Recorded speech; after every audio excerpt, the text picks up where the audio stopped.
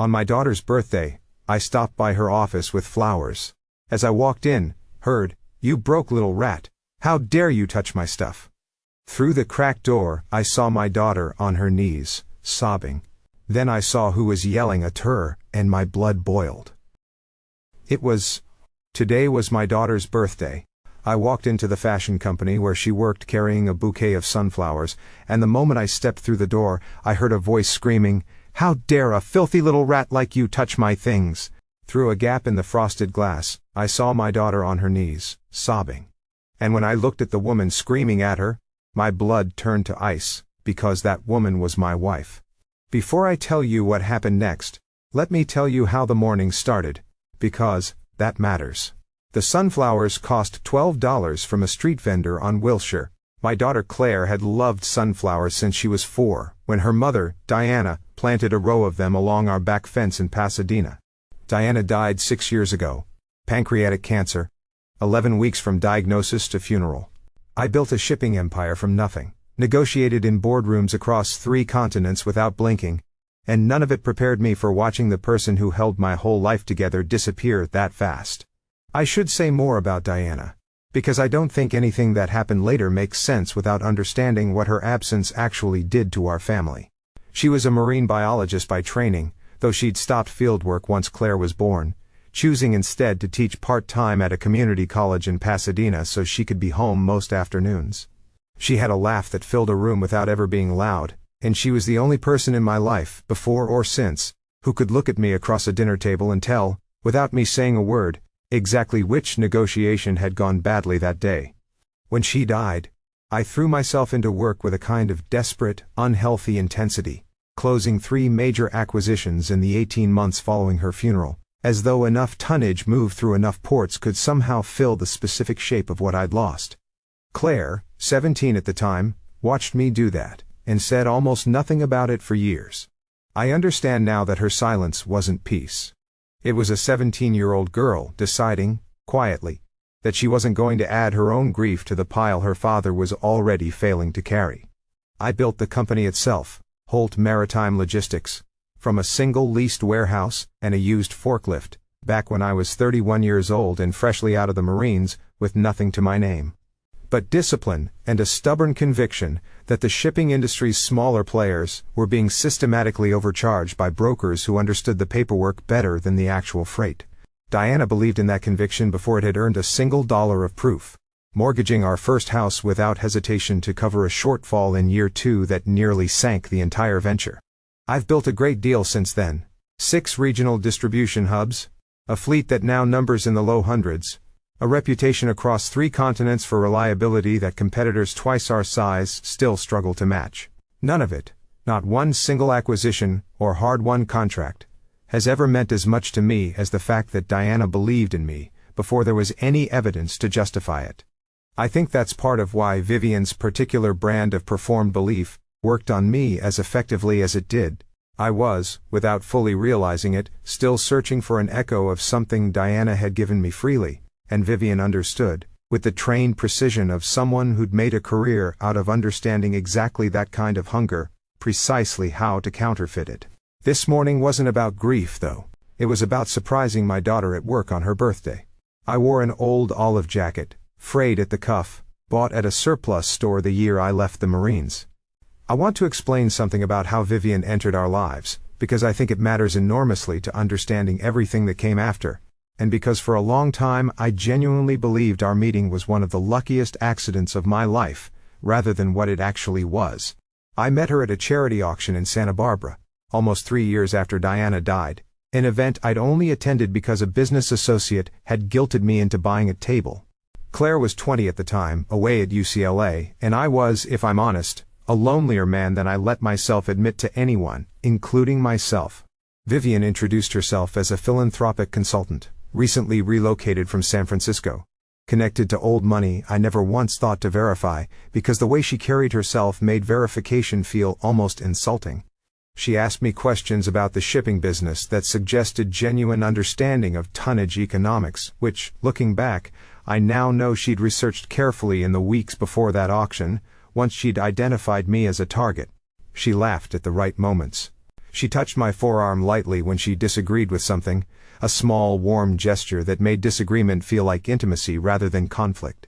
I fell for the performance completely, and I want to be honest that some part of me, even now, still misses the version of her that never actually existed. The way you might miss a photograph of someone even after you learn the photograph was doctored. I've wondered, since everything came apart, exactly how she chose me from among whatever pool of candidates a woman in her line of work presumably kept some mental accounting of. Marcus, working backward through the timeline once we understood what we were looking at, found evidence that Vivian had attended at least 4 other charity events in the 6 months before that Santa Barbara auction. Always in circles adjacent to widowed or divorced men of significant means, always leaving before any real connection formed if the man in question turned out to be too cautious, too accompanied by watchful family, or too financially modest to be worth the following 2 years of patient investment. I was, by whatever calculus she used, apparently the right combination of wealthy, recently grieving, and insufficiently guarded. I've made my peace, mostly, with having once been someone's calculated opportunity, rather than someone's genuine choice. It is, even now, one of the harder facts of this entire story to sit with for very long at a time. We married 14 months later in a small ceremony at my house in Malibu. Claire attended, polite and reserved, though I remember now, with the clarity hindsight provides, a specific comment she made in the receiving line that I brushed off far too easily at the time. "She's very good at knowing exactly what you need to hear, Dad," Claire had said, watching Vivian work the room with practiced warmth. I told her that was called being a good hostess. I understand now that my 21-year-old daughter had identified, in a single afternoon, something it took me 2 more years and a forensic investigation to fully see. Looking back now, I can identify a whole quiet catalog of moments across those 2 years that should have told me more than I let them tell me. Moments I filed away individually as unremarkable, never once connecting into the pattern they actually formed. There was the way Vivian's warmth toward Claire always seemed to cool by a precise, imperceptible degree whenever the two of them were alone together. A shift I noticed only in the specific, brief silences after Claire left a room. Silences that felt subtly different from the warm chatter that had filled it moments before. There was a Christmas, the first one after our wedding, when Vivian gave Claire an expensive, beautifully wrapped gift in front of the whole extended family, and then, weeks later, I discovered the receipt in a drawer, showing it had been returned in exchange for something considerably cheaper, the difference pocketed, a detail so small I genuinely convinced myself I'd misread the receipt, rather than consider what it actually suggested. There was also, and I think about this one more than almost any other single memory from that period, an evening about a year into the marriage when Vivian mentioned, almost in passing over dinner, that Claire had seemed distant lately, maybe struggling with something at school. Maybe something she wasn't telling either of us. I called Claire that same night, worried, and she told me, confused, that nothing was wrong at all, that she'd actually had a wonderful week. I remember feeling reassured rather than suspicious, filing the discrepancy away, as Vivian simply being an attentive, worried stepmother, reading into nothing. I understand now that I was watching, in real time, the opening moves of a much longer campaign to plant seeds of concern about Claire's stability. Seeds that would presumably have grown, over enough years, into exactly the kind of narrative that could justify cutting a difficult, troubled daughter out of a will, in favor of a more stable, more present, more grateful new family. My assistant Marcus Webb, 11 years with me, a Marine Corps brother before that, raised an eyebrow at it and told me I had 3 Hugo Boss suits in my closet. I told him I was aware. He knew, the way he always knew, that some days call for the version of yourself that existed before the money. Marcus and I served together in the same unit for 4 years, before either of us had any idea what we'd eventually become to each other professionally. He pulled me out of a burning vehicle outside Fallujah in 2004, an act he has never once brought up in the 20 years since, though I think about it more often than he probably realizes. When I started the shipping company in a rented warehouse office in Long Beach, with 4 employees, and a line of credit I genuinely wasn't sure I could repay, Marcus was the second call I made. Right after my banker. He didn't ask what the salary was. He asked what the mission was. That's the kind of man he's always been, and it's exactly why, 11 years later, he was the only person on earth I trusted enough to hand a phone number and a name and simply say, "Find out everything," without needing to explain why. Claire had taken a design internship at Alara Fashion Group 8 months earlier, without telling me until after she'd accepted it. That was Claire. She never used my name in professional settings. She'd been that way since she was small, actually, long before there was any fortune to distance herself from. I remember a summer when she was maybe 9, entering a neighborhood art contest under a false name because she wanted to know whether the judges would like her drawing, or simply like the fact that it belonged to Raymond Holt's daughter. She won second place under that false name, and I remember her being prouder of that second place ribbon than she was of almost anything else that year, because it was entirely, unambiguously hers. Diana used to say Claire had inherited my stubbornness, and her own need to be seen clearly rather than conveniently. And I think, looking back, that combination is exactly what carried her through the 8 months at Alara without a single person there ever suspecting who her father was, and exactly what let her endure things quietly that a more dependent daughter might have run to me about immediately. I'd offered, more than once over the years, to open doors for her. A word to a gallery owner, an introduction to a design house, the kind of favor that costs a man in my position nothing and can change a young person's trajectory entirely. She refused every single time, always with the same gentle, unshakable firmness. "I want to know if I'm good at this, Dad, not whether you're good at making calls." I respected it, genuinely, even when it worried me, even when I lay awake some nights wondering whether her privacy was protecting her, or simply leaving her unprotected in rooms I couldn't see into. As it turned out, both things were true at once. She'd studied design at UCLA, graduating with honors, having paid her own way through a combination of scholarships and a part-time job at a fabric warehouse in Culver City, that she'd worked all 4 years, again refusing my offer to simply cover her expenses outright. Her senior thesis collection, a series of garments constructed entirely from reclaimed materials sourced through that same warehouse job, had won a small but respected student design award, judged blind, her name submitted only as a candidate number, rather than as Claire Holt. She told me once, describing her design philosophy in the specific, careful language she used for things that mattered deeply to her, that she was drawn to the idea of finding real, wearable value in things other people had already decided were finished, discarded, no longer useful. I didn't think much of that comment at the time beyond simple parental pride. I think about it constantly now, watching what she eventually built out of the wreckage of that terrible year, and wondering whether some part of her had always understood, long before any of this happened, exactly what kind of resilience she'd eventually need. As far as anyone at Alara knew, she was a 23-year-old intern from Pasadena, very good at her job, very private about her life. I respected that completely. I parked 2 blocks from the Alara building, signed in as a surprise visitor, and rode the elevator to the 4th floor. That's when I heard the voices behind the frosted glass doors of the design department. One voice was sharp, trained to cut without needing volume. The other was quiet, my daughter's voice, the sound of someone holding something unbearable very, very still. I've replayed that hallway more times than I can count in the months since, trying to reconstruct exactly what I felt standing there, bouquet still in hand, $12 of sunflowers suddenly absurd against the sound coming through that glass. I remember the specific, physical sensation of my own pulse in my ears, loud enough that for a moment I worried it might give away my presence before I was ready to be seen. I remember thinking, with a clarity that surprised even me, that whatever I was about to hear would divide my life cleanly into a before and an after, the way certain moments simply announce themselves as permanent the instant they begin. I was right about that, though I had no way yet of knowing exactly how permanent, or exactly what shape the after would eventually take. Look at yourself, a broke little nobody from nowhere. You actually thought you had the right to touch this collection. Then, louder. "How dare a filthy little rat like you touch my things?"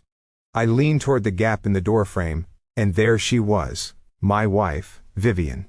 Beside her stood her daughter from a previous relationship, Cassandra Marsh, 28, arms crossed, watching Claire with lazy amusement.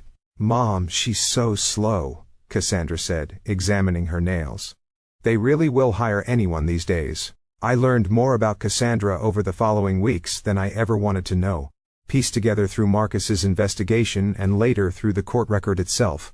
She was Vera's biological daughter from a relationship years before the Vivian Holt identity had ever been constructed, raised alongside her mother's long con almost from birth, brought into the fabricated San Francisco backstory at an age young enough that she likely never fully understood, as a child, that her entire life story was invented.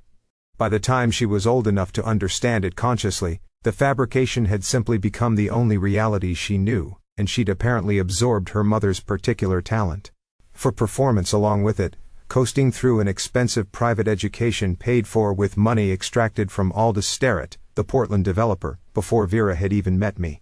I don't offer this as an excuse for anything Cassandra did. A person raised inside a lie is still responsible for the cruelty they choose to enact with their own hands.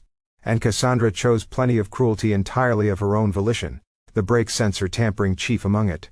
But understanding her origin helped me understand something about the machine I was actually up against. Not simply one manipulative woman, but a two-generation operation, mother and daughter, each trained by the other in exactly how to identify a vulnerable, lonely, wealthy man, and extract everything he had. Vivian made Claire pick up scattered portfolio pages off the floor, one by one, on her knees, while Cassandra laughed and called it fitting for someone with her background. Then Vivian delivered the real blow. I'm going to suggest, gently, that perhaps this internship isn't the right fit for anyone. And as she and Cassandra walked out, Cassandra swept the neatly restacked pages back onto the floor with the back of her hand. Oops, I didn't walk through that door. I stepped back into an alcove and let them pass 8 feet from me without seeing me.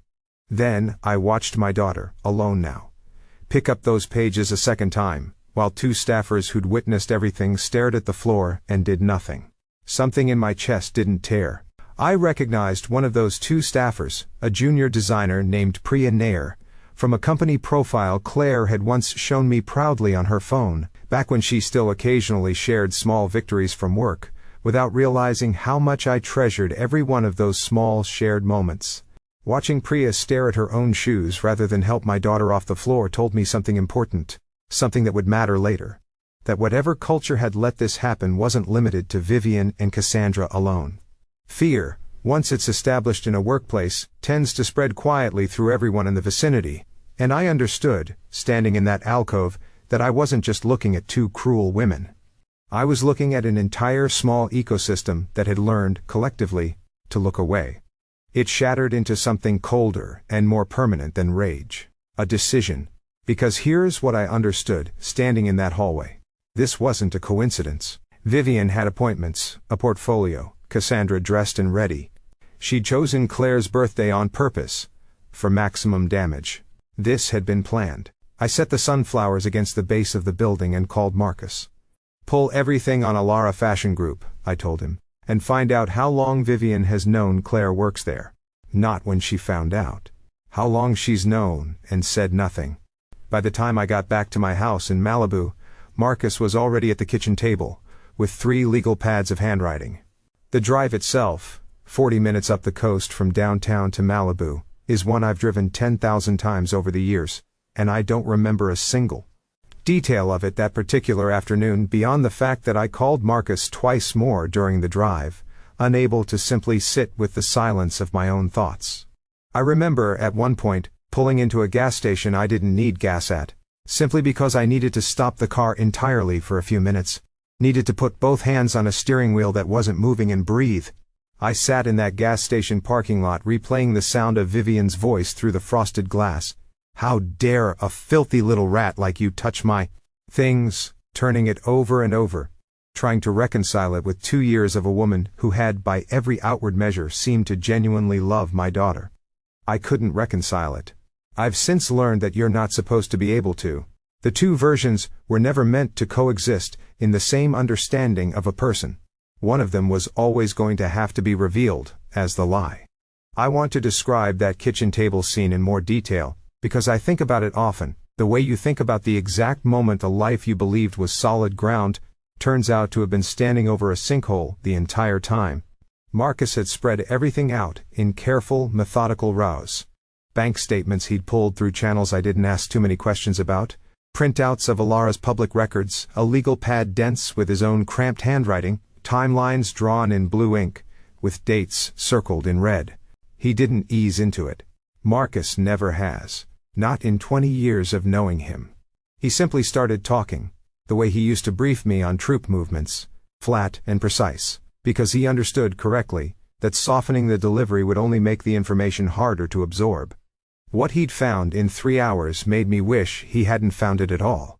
Vivian had known about Claire's job for at least 3 weeks, confirmed by a lunch she'd had with the Alara director, paid for on the household account, followed 2 days later by an unannounced very important person appointment she'd never mentioned to me.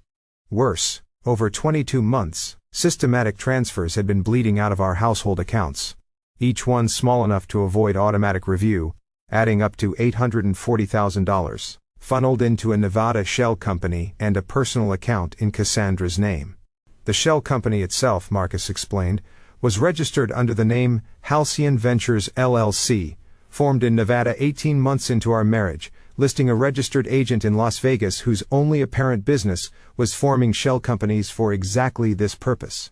He'd traced the formation documents to a filing service that specialized in maximum anonymity, the kind of company that exists purely on paper, no employees, no office, no operations, just a bank account and a legal identity convenient for moving money somewhere it couldn't easily be traced back to its source. Every single transfer out of our household accounts had been structured just under the threshold that would have triggered an automatic compliance review. At our bank, a detail Marcus said, grimly, that suggested whoever built this system understood banking regulations at a level well beyond casual knowledge. I asked Marcus, staring at the neat rows of transfer amounts on his legal pad, whether he thought Vivian had done this alone or whether Cassandra had a hand in the structuring itself. He told me, carefully, that the pattern suggested genuine financial sophistication beyond what he'd expect from either woman working independently, and that his working theory, later confirmed in part by Derek Sloan's own confession at the gala, was that Derek himself had quietly advised on the structuring, using his knowledge of exactly which thresholds triggered compliance reviews at our specific bank, knowledge he'd originally acquired legitimately while managing my own estate planning for over a decade. It was, Marcus said, a particularly ugly kind of efficiency. The same expertise that had once protected my family's interests had been quietly repurposed, dollar by careful dollar, to drain them instead. In California, moving marital assets like that, on a spouse over 65, is financial elder abuse. And my estate attorney of 4 years, Derek Sloan, had been billing Vivian privately for something coded as document preparation. In plain English, he'd been helping her draft a new will. I sat with that particular betrayal for a long moment, before Marcus continued. Derek had handled my estate planning since before Diana died, had sat across from me at her funeral, had personally walked Claire through the basics of trust structures when she turned 18. Learning that the same man had been quietly working against my daughter's interests, on my wife's payroll, using knowledge of my own estate that I'd trusted him with in good faith, felt like discovering a second betrayal nested inside the first, a smaller knife, hidden inside the larger one. Sitting there at that kitchen table, I found myself, almost against my will, cataloging the specific manipulation tactics Vivian had used on me across 2 years, seeing them clearly for the first time now that I had a framework to organize them within. There was the technique Dr. Whitfield would later name for me, intermittent warmth, the deliberate alternation between deep affection and small, cutting withdrawals of attention, calibrated precisely enough to keep me chasing her approval rather than questioning her behavior. There was the isolation, subtle and gradual, the way she'd slowly discouraged, always with plausible, reasonable-sounding justifications, my closest remaining friendships from before her. A golf partner of 15 years I'd stopped seeing because she found him tedious. A monthly dinner with old Marine Corps friends that had quietly stopped happening because she always had a conflicting engagement planned for exactly that evening. There was the way she'd positioned herself, patiently, as my primary source of comfort in every difficult moment, ensuring that whatever grief or stress I carried flowed toward her rather than toward Claire, or Marcus, or anyone else who might have noticed the pattern sooner. None of these tactics, examined individually, would have alarmed anyone. Together, catalogued now with the clarity of hindsight, They formed as deliberate and effective a system of control as anything I'd ever seen in a hostile corporate takeover. Except this one had been aimed at me, in my own home, by someone I'd trusted with everything. Then Marcus told me the part that made the room go quiet. My blood work from July had shown markers my doctor blamed on age. Marcus had a toxicologist friend review it. Those same markers can also indicate prolonged, low-dose sedative exposure. I thought about the glass of red wine Vivian poured for me every night. Always from a bottle she opened herself. Always handed to me directly. I thought about the tremor in my hands I'd written off as getting older. Sitting there at that kitchen table, I forced myself to reconstruct the previous 8 months in specific, granular detail. The way I would reconstruct a failed shipping contract to find exactly where the breakdown had occurred. The wine ritual had started, I realized, almost exactly when Claire had begun her internship. Though at the time, I'd simply experienced it as a thoughtful evolution in Vivian's evening routine, a small kindness rather than a mechanism. She'd started insisting, gently, that I not worry about decanting, that she enjoyed doing it herself, that it relaxed her after a long day. I remembered evenings where I'd struggled to recall the specific content of conversations from earlier that same day. Evenings I'd blamed on exhaustion, or the particular fog of turning 67. I remembered a board meeting 3 months earlier, where I'd found myself unable to locate a word I'd used comfortably my entire adult life, a moment I'd laughed off in front of my own executives as a senior moment, unaware that I was describing with unwitting precision the exact symptom a toxicologist would later confirm. I sent Claire a text that night. "Happy birthday, sweetheart. I love you." She sent back a sunflower emoji. 3 words. "Love you, Dad." I sat alone in my study for a long time after sending that text, and I want to be honest about what that hour actually felt like, because the version of events I've told so far might suggest a man moving with pure, uninterrupted resolve from the moment he understood what was happening. That wasn't entirely true. Somewhere underneath the resolve, in that quiet hour, I grieved. I grieved the version of my marriage I'd believed in for 2 years, the warm hand on my forearm, the wine poured with what I'd taken for tenderness, the particular specific comfort of not being alone in a house that had felt unbearably empty after Diana died. Losing that belief, even knowing it had been a lie, still felt like a loss, a second one stacked on top of the first. And I let myself feel the full weight of it for exactly that 1 hour before I closed the door on it and became, for the following weeks, the version of myself the situation actually required.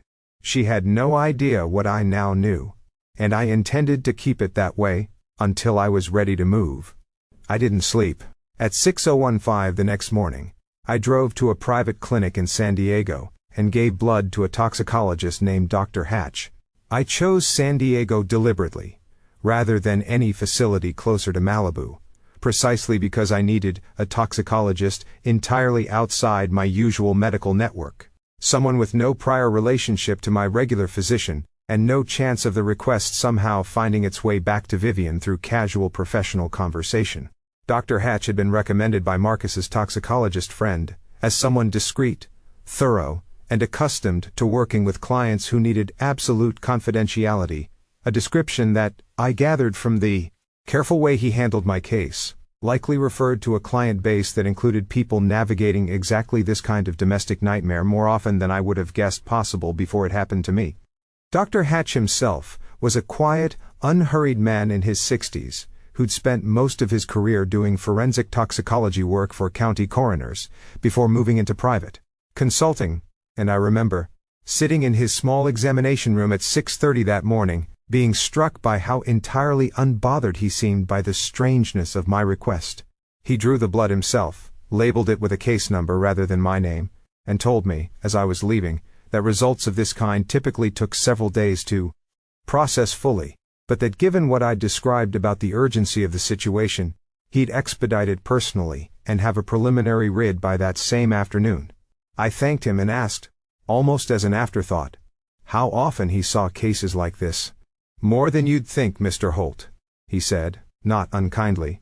"People don't usually come to me until they've already started to suspect. The suspecting is almost always the hardest part. The confirming, as terrible as it sounds, is often something close to relief." While I was driving back up the coast, a nurse from Cedars Sinai called. Claire had been in a car accident on Bunker Hill Drive, hit from behind by an SUV that never stopped. She was alive, bruised ribs, a sprained wrist, a gash above her eyebrow. But, alive. I don't remember most of the drive from that clinic to the hospital. I remember running 2 red lights on Sunset, something I have never done before or since in 40 years of driving. And I remember the particular, specific terror of not knowing, for the 11 minutes it took to reach Cedars-Sinai, whether the daughter I had left sleeping the night before was still breathing on the other end of that phone call. I found her in a curtained bay in the emergency department, propped up against thin hospital pillows, a butterfly bandage above her eyebrow, her right wrist wrapped and immobilized, and the particular gray pallor of someone whose body has just absorbed an impact it wasn't braced for. She tried to smile when she saw me. I have never in my life wanted to put my fist through a wall as badly as I did watching my daughter try to reassure me from a hospital bed. "Dad, I'm okay," she said, before I'd even fully crossed the room. The same reflexive reassurance she'd been offering me in one form or another since she was small, since the year her mother died and she decided, at 17, that her grief was a burden she wasn't going to add to mine. I sat down heavily in the plastic chair beside her bed, and told her, more sharply than I intended, that she didn't have to do that anymore, that she didn't have to manage my feelings on top of everything else happening to her. She looked at me for a long moment, something shifting behind her eyes, and said, quietly, "I don't know how to stop, Dad. I've been doing it since I was 17. It was the most honest thing either of us had said to each other in longer than I could remember, and it opened. Right there in that curtained emergency bay, the first real crack in 8 months of both of us protecting each other from truths neither of us could bear to say out loud. Sitting beside her hospital bed, I asked her to tell me the truth, and what came out wasn't just about the crash. Her laptop had gone missing 2 weeks earlier. Her car had been keyed in the Alara garage.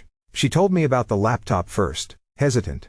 The way people describe things they've spent weeks convincing themselves don't matter. It had disappeared from her desk during a 15-minute meeting. The only 15 minutes that week she hadn't had it physically on her person. It had shrugged it off as probably misplaced. She'd filed a report anyway, quietly, without making a scene, because making a scene had never once, in 8 months at that company, worked out in her favor. The keyed car came next, 3 parallel gouges down the driver's side door, discovered one Tuesday morning in the Alara parking structure, no camera coverage on that particular level. An inconvenient gap she only later understood wasn't a coincidence at all. Someone had anonymously reported her to HR for theft 3 days before. She'd told herself she was being paranoid. She wasn't. The theft report, she explained, had accused her of taking design samples home without authorization, a claim so easily disprovable, since every sample she'd ever borrowed had been logged and returned on schedule, that HR had quietly dismissed it within a day. But the report itself had done its damage regardless, planting a seed of suspicion in a building already primed, thanks to Vivian's quiet campaigning, to believe the worst about the intern from nowhere. Claire told me she'd started sleeping with her apartment door double-locked around that time, unable to explain even to herself exactly what she was afraid of, only that something in the rhythm of her life had shifted into a register that felt, for the first time since she'd started the job, unsafe. That afternoon, Dr. Hatch called with the toxicology results. Temazepam, a prescription sedative, present in a pattern consistent with 4 to 8 months of deliberate, controlled dosing. Not an accident. Someone had been feeding it to me in amounts small enough that I wouldn't notice. Large enough to keep me compliant, more suggestible, less likely to question things, less likely to push back against someone I trusted. The same day, Marcus pulled traffic camera footage from Bunker Hill. A dark gray Chevy Suburban, rented that morning from an enterprise in Burbank, under a name that didn't check out, paid for by a card tracing back to the same Nevada shell company that had been draining our accounts. I called Marcus with 3 orders. Freeze every joint account Vivian could touch before the business day closed. Find a family law attorney with 0 connection to my existing legal team, he already had one in mind. Catherine Doyle, the best in California.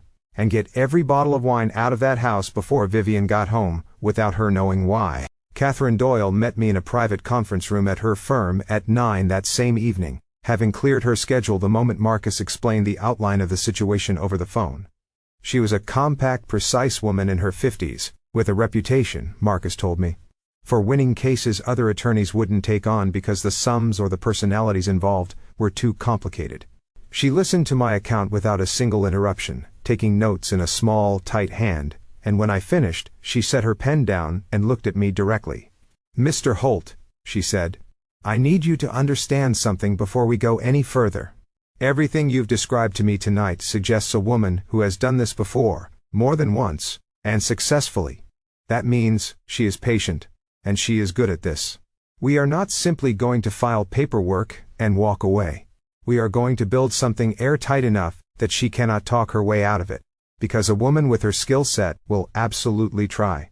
I told her that was exactly what I needed to hear, and we worked until nearly 2 a.m, outlining the shape of what would eventually become the annulment filing.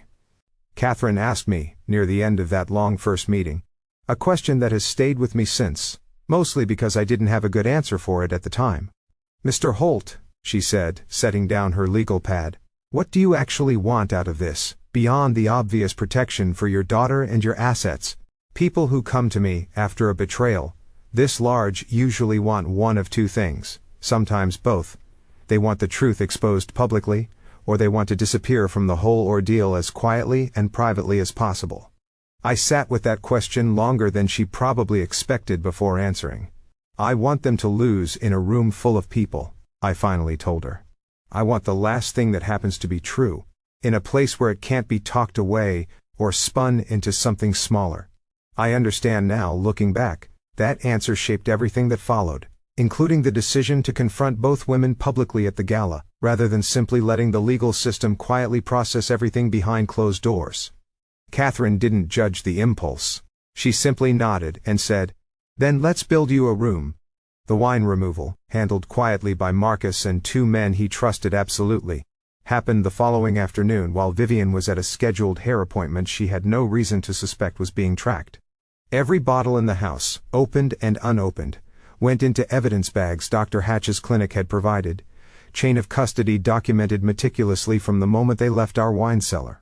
3 of the open bottles tested positive for trace temazepam residue in the final analysis, a detail that, combined with the toxicology report, would later become one of the more damning pieces of physical evidence in the case, even though the criminal charge itself was ultimately folded into the broader plea. Then I went to see Janet Morse, my executive assistant of 12 years. She'd been coerced. Cassandra had dug up an old, already repaid financial mistake involving Janet's son, and used it as leverage, forcing Janet to hand over my calendar and confirm Claire's workplace. Janet had refused to give up my medical portal credentials, which was the one line she wouldn't cross. I want to describe that conversation with Janet in more detail, because I think it says something important about the machinery Vivian and Cassandra had built around us, one coerced or compromised person at a time. Janet's son, Devin, had made a serious mistake almost 6 years earlier, a misappropriation of funds from a non-profit he'd briefly managed, an error he'd repaid in full within 4 months, and that had never resulted in charges, buried deep enough in old records that most background checks would never surface it. Cassandra had found it anyway, through channels Janet still doesn't fully understand, and had approached Janet not with threats exactly, but with the softer, more insidious language of a favor. "Just confirm a few small details," Cassandra had told her. "Nobody has to know. It's not really betraying anyone." Janet sat across from me in my study, hands folded tightly in her lap, and told me the whole thing without once trying to minimize her own part in it. "I should have come to you the moment she approached me, Raymond," she said. "I told myself I was protecting Devin. I understand now I was protecting myself from an uncomfortable conversation, and I let that cost your daughter something I can't undo."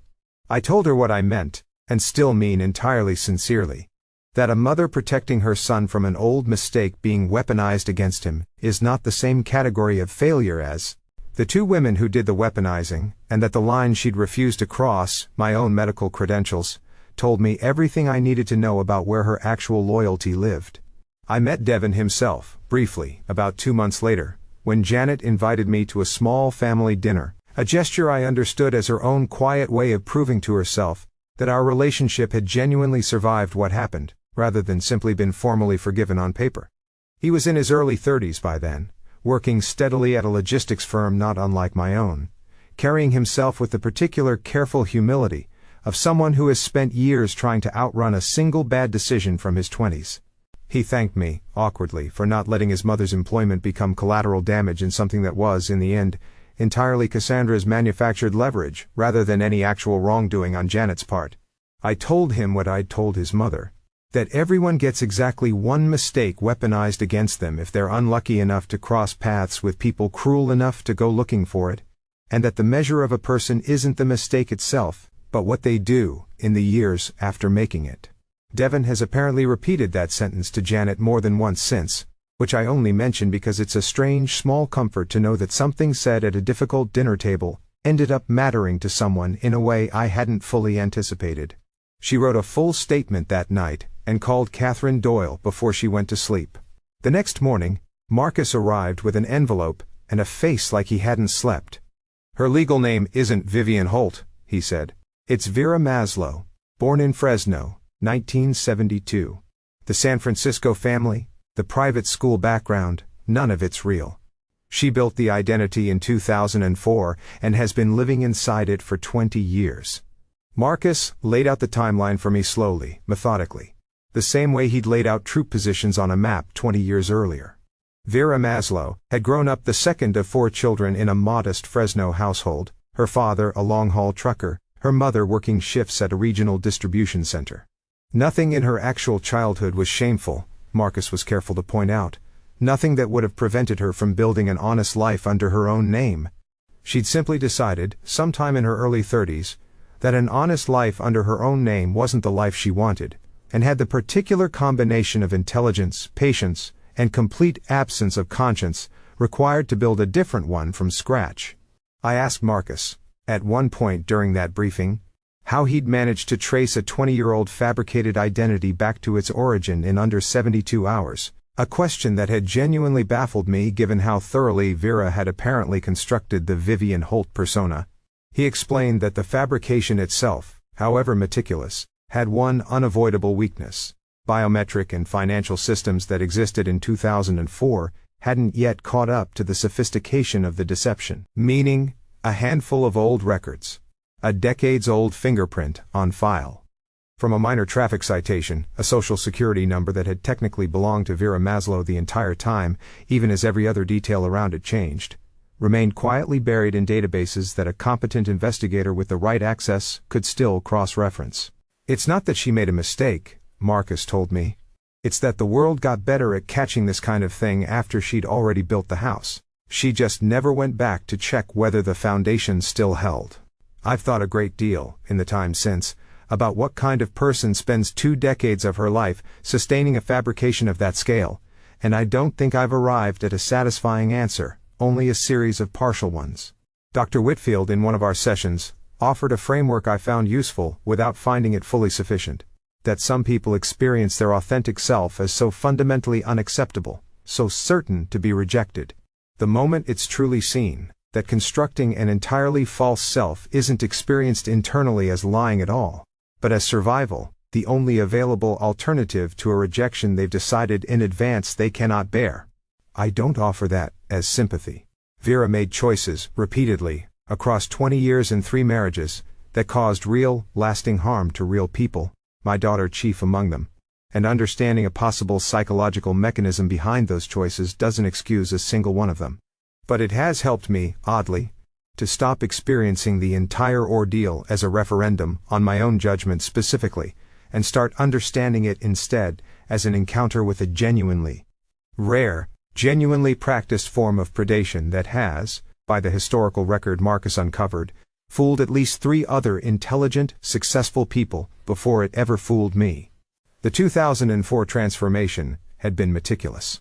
She'd moved to San Francisco, established a paper trail of consulting work that provided cover for gaps in her employment history, cultivated a small circle of socially connected acquaintances who could vouch for a background none of them had actually witnessed firsthand, and slowly, patiently, over nearly 2 years, assembled the identity of Vivian Holt, complete with a fabricated private school history and a family narrative built around relatives who either didn't exist or had never met her. 2 prior marriages under that same false identity. a Portland developer who lost $2.3 million, and a Scottsdale surgeon who died of a cardiac event 14 months into their marriage, his estate contested by his own children. Marcus had tracked down the surgeon's eldest daughter, a woman named Renata Kellerman, who was, even 15 years later, still visibly shaken discussing the marriage. "She came into our lives like she'd been sent by God," Renata had told Marcus over the phone, according to his notes. My father was lonely, brilliant, and completely unequipped to see what was happening to him. By the time we started asking real questions, he was already gone, and she'd already redirected most of the estate we spent years trying to claw back. Marcus said Renata had cried on the phone, 12 years of buried grief and suspicion finally finding somewhere to land, and had asked him more than once whether there was anything her family could still do. I told Marcus to tell her the truth. There might finally be something. The Portland developer, a man named Aldous Sterrett, had survived his encounter with Vera, though not without cost. He'd lost $2.3 million over the course of an 18-month marriage, discovered the fraud only when a business partner happened to recognize an old photograph of Vera under a different name entirely, filed for divorce, and had spent the better part of a decade rebuilding both his finances and, by his own account to Marcus, his ability to trust anyone at all. He agreed without hesitation to provide a sworn statement the moment Marcus explained what was happening. "She's still doing this," he'd said, according to Marcus's notes, his voice flat with a kind of exhausted, vindicated fury. "I always knew she would be. A marriage built on a fabricated identity isn't grounds for divorce in California. It's grounds for annulment. Treated as if it never legally existed. No community property. Everything stays mine." There was one more photograph in that envelope, security footage from Alara's storage room, showing Cassandra herself cutting the seam of a $40,000 gown, the same gown she and Vivian were planning to publicly blame on Claire. And a second image. From the parking garage, Cassandra tampering with the brake sensor housing on Claire's car, 3 days before the accident that put her in the hospital. That was the last piece I needed. I called Douglas Fenn, the majority shareholder of Alara Fashion Group, and bought his 40% stake outright that same afternoon. I'd met Douglas Fenn exactly twice before that phone call, both times at industry events where our paths crossed briefly and forgettably. He answered on the second ring, and I told him plainly, without preamble, that I wanted to buy his stake in Alara that same day cash, at a 15% premium over the last valuation, no conditions attached beyond speed. He asked, understandably, why. I told him only that I had personal reasons, and that the offer would remain open for exactly 6 hours.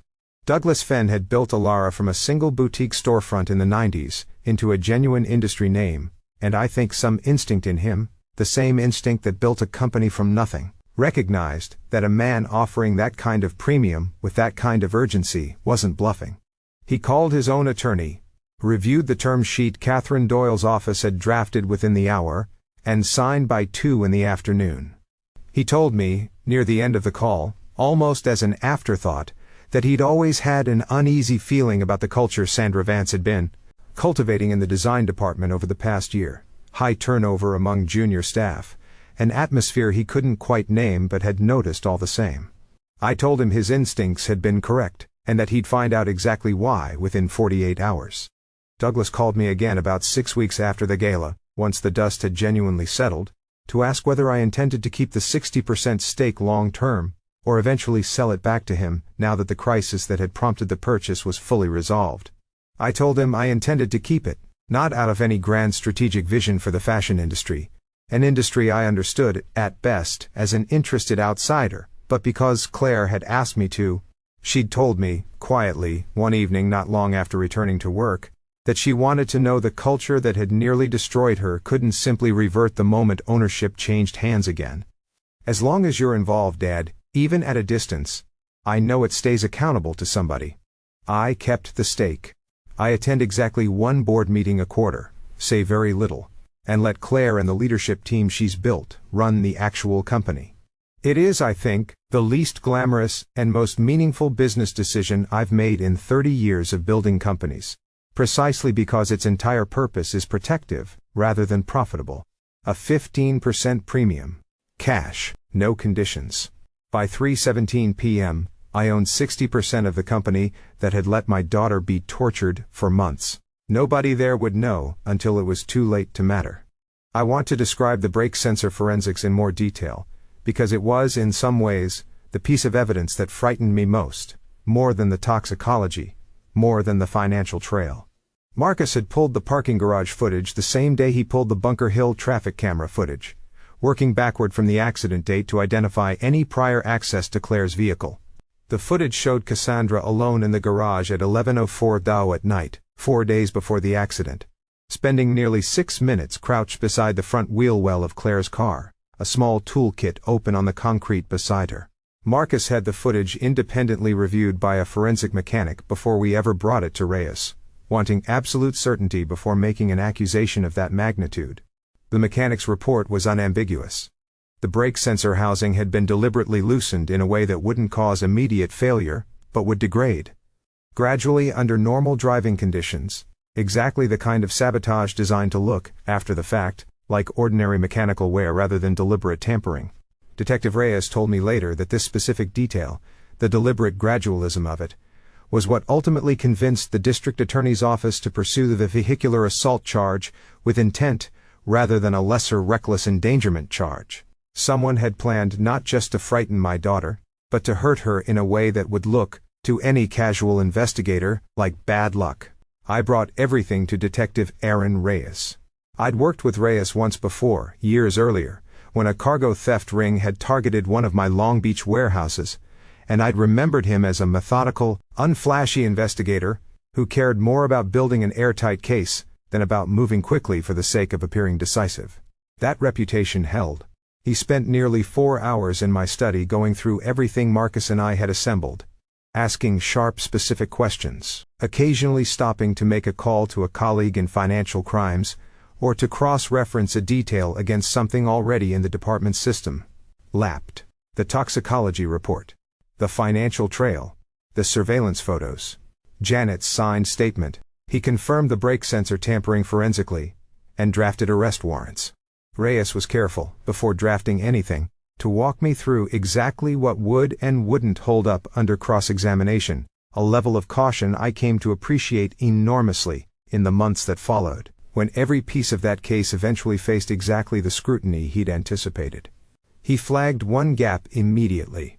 The toxicology results, while consistent with deliberate dosing, would need corroborating evidence to survive a strong defense, since a defense attorney could argue the sedative had entered my system through some other, less deliberate pathway. That gap is precisely what made the brake sensor forensics and the financial trail so critical. Together, they built a case that didn't depend on any single piece of evidence carrying the full weight of the prosecution. He also asked me, at one point during that 4-hour session, a question I hadn't expected and didn't have a ready answer for. "Mr. Holt," he said, setting down his pen, "I need to ask you something outside the strict scope of the case. Are you safe tonight? Is your daughter safe tonight?" I told him I believed so, that Vivian had no reason yet to suspect I knew anything, that the wine had been removed under cover of a hair appointment, that Claire remained under hospital observation for at least one more night. He nodded, satisfied, but told me plainly that he'd be assigning a patrol car to pass my street periodically until the arrests were made, a precaution I hadn't requested and hadn't fully considered necessary until he named it. At which point the full danger of what I was sitting across a dinner table from every single night finally landed with its complete weight. Vehicular assault with intent for Cassandra. Criminal poisoning and elder financial abuse for Vivian. I gave him one piece of information, where they'd both be the following night. Alara's annual gala. I went to see Claire at the hospital to tell her, and that's when my daughter told me something that stopped me cold. I remember the specific quality of that moment, sitting beside her hospital bed with Reyes's warrants still fresh in my mind, expecting to spend the visit simply explaining the plan for the following night. Instead, Claire took a long breath, the kind of breath that precedes something a person has been holding for a very long time, and told me there was something I needed to know before we went any further, something she'd been carrying entirely alone for 7 months. 7 months earlier, she'd stumbled onto an email thread on our shared cloud account, a draft of my will, cutting her out entirely. She described that discovery to me in detail, sitting in that hospital bed, her voice steady in a way that told me she'd rehearsed this account many times in her own head over the preceding months, waiting for a moment she could finally say it out loud. She'd been looking for a scanned copy of her own passport, stored years earlier in a shared folder neither of us had touched much since, when she found instead a document she wasn't looking for, and immediately understood she wasn't supposed to see. She read it twice, she told me, sitting frozen at her kitchen table at 11 at night, feeling the specific vertigo of realizing that the two people who loved her most in the world might, between them, be planning to erase her from every material sense of belonging she had left, redirecting everything to Vivian, and a trust in Cassandra's name. She didn't know if I'd requested it myself. She didn't want to be the daughter who accused her father's wife without proof. I asked her, in that hospital room, why she hadn't simply come to me directly the moment she found it. She was quiet for a long moment before answering, "Because if you'd asked for it yourself, Dad, and I confronted you, I would have lost you too," she said. "And if you hadn't asked for it, and I was wrong about what I thought I was seeing, I would have blown up your marriage over a misunderstanding and you'd never have fully trusted my judgment again. I needed to know which version was true before I said anything. And the only way to find out was to watch, quietly, for as long as it took. So instead of confronting me, she started quietly documenting everything. My slowed reactions, repeated phrases, the wine ritual. And in February, she'd called Marcus with an unexplained hunch about checking my blood for sedatives. She showed me the notebook itself, weeks later, once everything had settled enough for either of us to look at it without flinching. It was a cheap composition book, the kind sold in bulk at any drugstore, filled front to back in her small, careful handwriting. Dates, times, specific phrases I'd repeated within the same conversation without noticing. The exact evenings Vivian had poured my wine herself, rather than letting the housekeeper do it, a detail Claire had noticed purely by accident during a visit home, then started tracking deliberately once the pattern caught her attention. Reading it, I felt something close to awe, alongside the horror. My 23-year-old daughter had built, entirely on her own, working nights after full days at a job where she was being actively tormented, a document that read like something out of a professional investigator's file. One entry, dated 4 months before the birthday, stopped me longer than any other. "Dad called me Diana tonight." For just a second, before catching himself and apologizing. He looked scared when he realized what he'd said. "I don't think it's just missing Mom. I think something is actually wrong." I hadn't remembered that moment at all until I read her account of it. A small, terrifying gap in my own memory of an evening I apparently couldn't fully recall even as it was happening. Precisely the kind of erosion the sedative had been engineered to produce. Reading my own daughter's clinical, careful documentation of my decline was one of the hardest things I did in the entire year. Harder in some ways than the gala itself, because it forced me to understand exactly how much of myself I had already lost before I ever knew to look for it. That hunch was the seed of everything Marcus later confirmed, on his own. She'd overheard Cassandra mention her workplace by name at a dinner party months earlier, and understood then that Cassandra had known exactly where she worked, and had chosen not to say anything, which told her everything about what was coming. She'd been keeping a notebook in her locker at Alara, not her apartment, because she suspected, correctly, that someone might search her home. That particular detail, more than almost anything else she told me in that hospital room, is the one that has stayed with me the longest. My daughter, 23 years old, had reached a level of clear-eyed vigilance about the people closest to her that most people don't develop until they've survived several genuine betrayals. And she'd reached it without a single one of those betrayals having happened to her before. I asked her gently how she'd known to be that careful. She looked at me for a long moment before answering. "I watched you fall for Vivian completely, Dad," she said. "I watched how good she was at it. I decided a long time ago that if it ever came for me too, I wasn't going to be caught the same way you were." My daughter had been running her own quiet investigation in parallel with mine for 7 months. Protecting me from her fear, the same way I'd been protecting her from mine. "We've been running the same operation from different ends," she said. "I think it's time we compared notes." The gala was the following night. I wore the black suit Diana had helped me pick out for her own funeral. I want to explain why that particular suit mattered to me. Standing in my dressing room the evening of the gala, hands shaking slightly as I fastened the buttons. Diana had picked it out herself, 11 weeks before she died, in one of the last genuinely lucid afternoons of her illness, insisting with the particular stubbornness of a dying woman that I own at least one properly fitted black suit for whatever came next. "I love you too much to let you show up to my funeral looking like you dressed in the dark," she'd told me, laughing even then, even through everything. I had worn that suit exactly once, 6 years earlier, standing at her graveside with Claire's small hand gripped tightly in mine. Wearing it again that night felt like carrying her into the room with me, a quiet, private form of armor that had nothing to do with tailoring and everything. To do with the fact that the last time I'd worn it, I was burying the person who would have known exactly what to do with everything I now knew about Vivian. 400 people filled the Beverly Hills ballroom. Marcus had Reyes's officers positioned in plain clothes around the room. At 7:40, Vivian took the stage uninvited and accused an unnamed intern of destroying a VIP gown. I stood near the back of the room during those opening minutes, close enough to the exits that Marcus had quietly mapped out with Reyes earlier that afternoon, watching Vivian work the crowd the way she'd worked every room I'd ever seen her enter. Warm, composed, entirely convincing, a masterclass in performed sincerity that I now understood had been perfected across 3 marriages and 20 years. Watching her from that distance, knowing everything I now knew, was one of the strangest experiences of my life. I could see, clearly for the first time, the seams in the performance, the small calculated pauses, the practiced modulation in her voice designed to sound like spontaneous emotion. I wondered, standing there, how many other rooms she'd controlled this exact same way, how many other people had stood exactly where I was standing, fully convinced. Cassandra leaned into the mic and asked, loudly, how a nobody like Claire had ever been trusted with it in the first place. 400 faces turned to my daughter's table. I walked to the stage and took the microphone. I remember the specific sensation of that walk, the length of the ballroom stretching out longer than it had any right to be, 400 faces turning toward me one by one as I passed, a low murmur rising as people began to recognize who I was, and start wondering what a shipping magnate was doing, walking toward a stage occupied by the wife of the man everyone assumed was simply a wealthy, private benefactor of the company.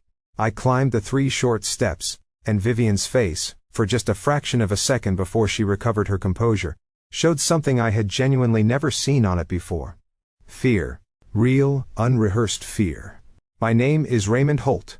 I'm Claire Holt's father," I told the room, slowly and without heat, that the woman who'd just spoken wasn't named Vivian Holt, that her real name was Vera Maslow, that her entire background was fabricated, that the annulment paperwork had already been filed that morning. I told them about the $840,000 moved through a Nevada shell company. I held up the security still of Cassandra cutting the gown herself.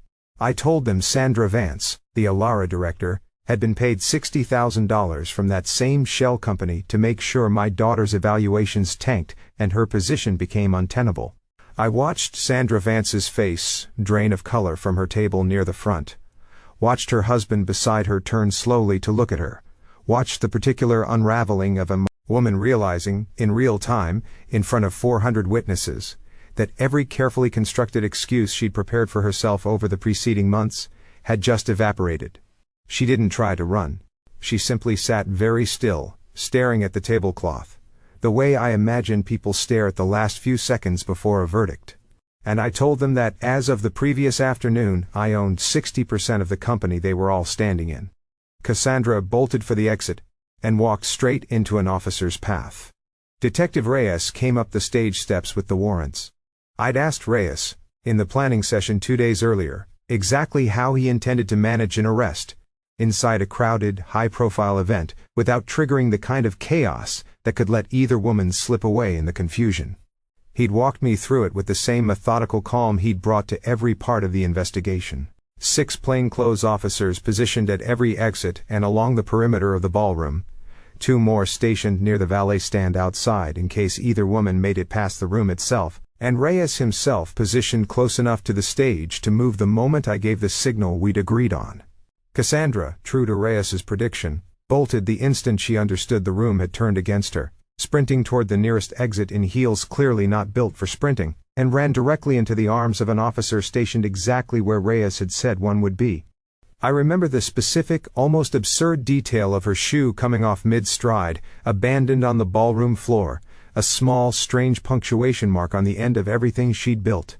I said one word to Vivienne, her real name, Vera, quiet, in front of every camera in the room, and watched 20 years of careful construction come apart on her face. Derek Sloan, panicking, approached Marcus mid-chaos trying to cut a deal, and handed him a fully recorded confession in the process.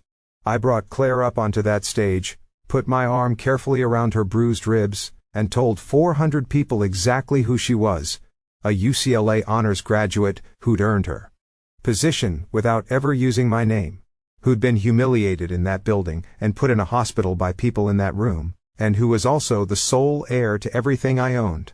Derek's approach to Marcus, in hindsight, is one of the small ironies of that whole chaotic night. He'd apparently convinced himself, in the 60 seconds between my speech ending and the room erupting into chaos, that his best remaining option was to preemptively cooperate before anyone formally accused him of anything, and had walked directly up to Marcus, phone already recording from his jacket pocket by pure panicked instinct, offering information in exchange for leniency, before anyone had even asked him a single question. Marcus, who has an investigator's instinct for exactly when to simply let someone keep talking, said almost nothing. And Derek filled 11 straight minutes with a confession so thorough it later formed the backbone of the state bar's case against him. I want to describe the particular quality of the silence that fell over that ballroom in the moments after I said that last sentence, because it was unlike any silence I have experienced before or since in a room full of people. 400 people, most of them strangers, some of them acquaintances of 20 years, stood absolutely still, processing in real time the complete inversion of everything the room had believed to be true only 90 seconds earlier. Then, slowly, from somewhere near the back, someone began to applaud.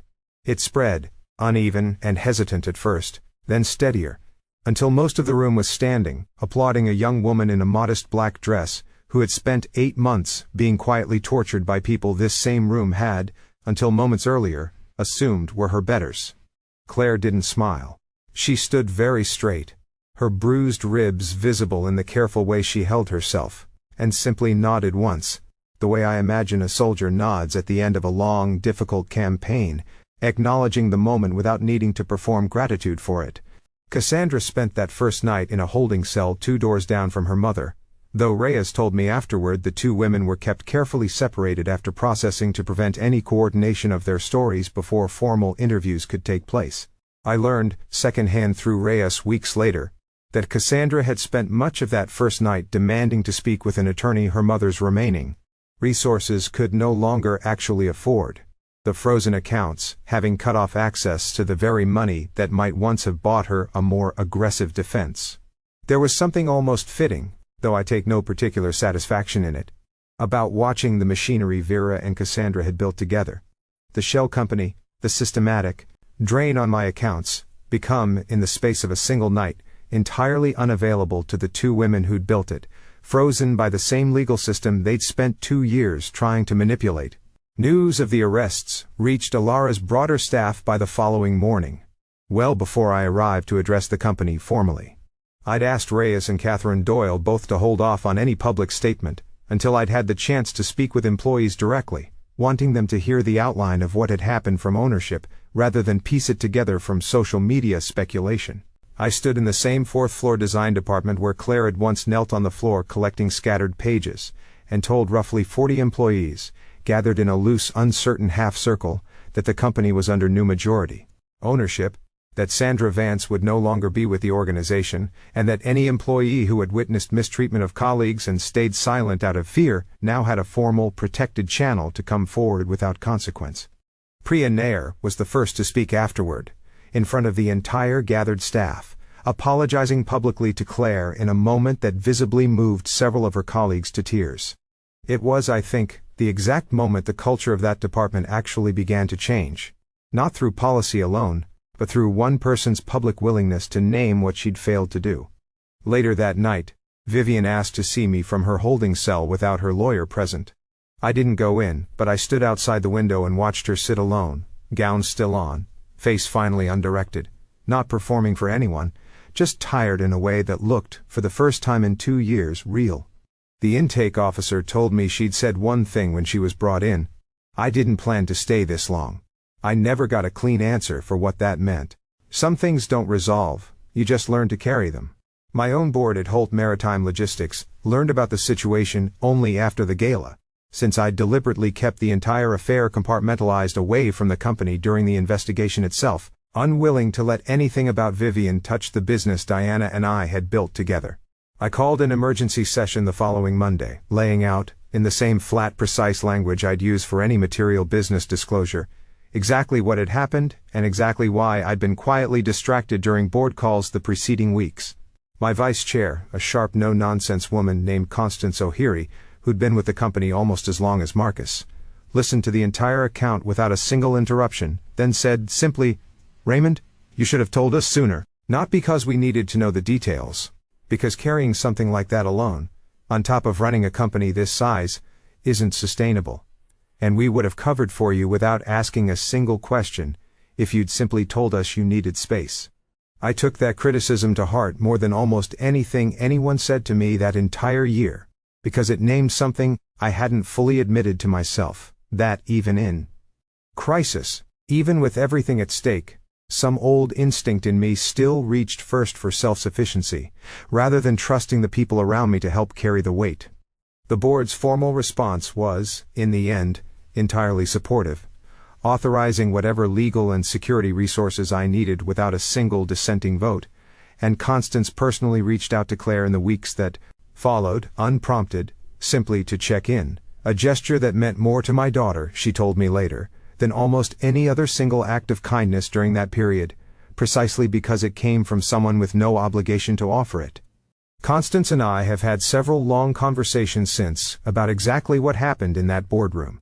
Conversations that have quietly reshaped how I run the company in ways well beyond the immediate crisis. She pushed, successfully, for a formal peer support structure among senior leadership, a standing arrangement ensuring that no single executive, myself included, ever again feels obligated to carry a personal or professional crisis entirely alone, simply because the culture of the company had never explicitly given permission to ask for help. I resisted the idea initially. The same old instinct Constance had already named surfacing again the moment someone proposed formalizing vulnerability into company policy. She won that argument the way she wins most of them, patiently, with evidence, pointing out that the 6 weeks I'd spent compartmentalizing the worst crisis of my adult life away from the people paid to help me run a multi-billion-dollar operation had cost the company real, measurable inefficiency, quite apart from the personal cost to me. The policy exists, now. I've used it myself, twice, in the year since, both times for problems considerably smaller than what Marcus and I faced that October, and both times finding the exercise of simply saying, out loud, to people equipped to help, "I need support with something," easier than I ever expected it to be. The story broke in the local press within hours, and nationally within 2 days. The particular details, the fabricated identity, the sedative, the daughter running her own parallel investigation from inside the company, proving irresistible to outlets well beyond the business and society pages that would normally cover something involving my name. I'd spent 30 years deliberately avoiding personal press coverage, keeping my name attached to shipping tonnage and quarterly earnings, rather than anything resembling a human interest story, and the sudden reversal of that privacy was, I'll admit, disorienting in ways I hadn't fully anticipated, even having lived through everything that preceded it. Most of the coverage was accurate, if breathless, thanks largely to Catherine Doyle's insistence on releasing a single, carefully worded statement, rather than allowing either Claire or me to speak directly to reporters in the immediate aftermath. A few outlets got details wrong in ways that mattered. One initial report suggested Claire had known my identity was being concealed, and had used it strategically, an inversion of the truth so complete that Catherine's office issued a correction within hours. Claire handled the attention with the same measured composure she'd shown throughout, declining every interview request, except one, a brief written statement to a business publication that focused entirely on the design department's revised whistleblower policy, rather than on her own ordeal. "I want people who read this to walk away thinking about how workplaces protect vulnerable employees," she told me. explaining her choice. Not about how dramatic my birthday was. I received, in the weeks after the story broke, an unexpected volume of messages from strangers, mostly through the company's general contact line, describing versions of their own quieter, less dramatic experiences with the same pattern: a parent's new spouse who never quite added up, a sibling who seemed a little too interested in an aging relative's finances, an instinct dismissed for years because naming it out loud felt disloyal or paranoid. I couldn't respond to all of them personally, though I tried to read every one Marcus forwarded me, and I found myself struck, again and again, by how common the underlying shape of the story actually was, even when the specific details varied wildly. Vera Maslow's 20-year fabrication was extraordinary in its scale and patience. The basic mechanism she exploited, a lonely, grieving, trusting person's willingness to believe that someone finally understood them, turned out to be almost ordinary, replicated in smaller, quieter forms in more households than I would ever have guessed before this happened to mine.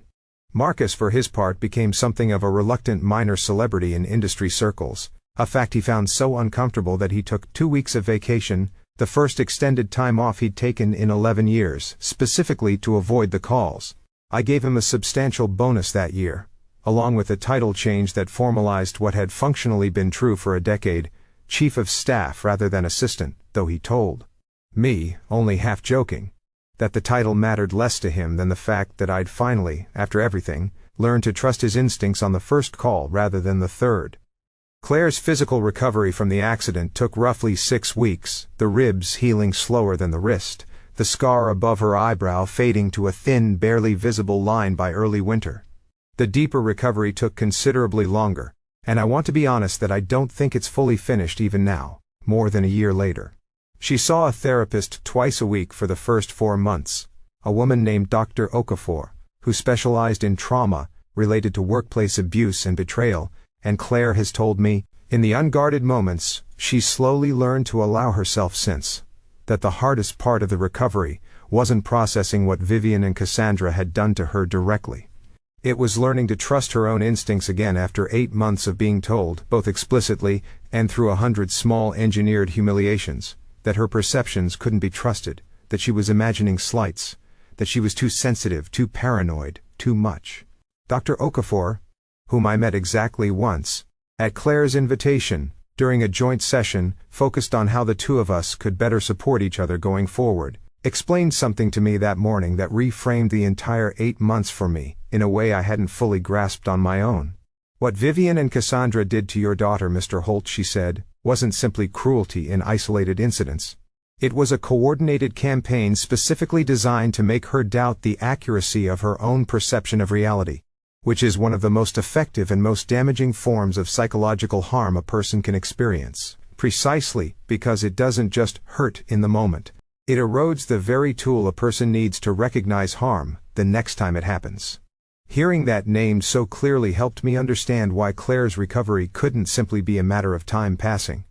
It required actively rebuilding a faculty that had been deliberately, systematically undermined.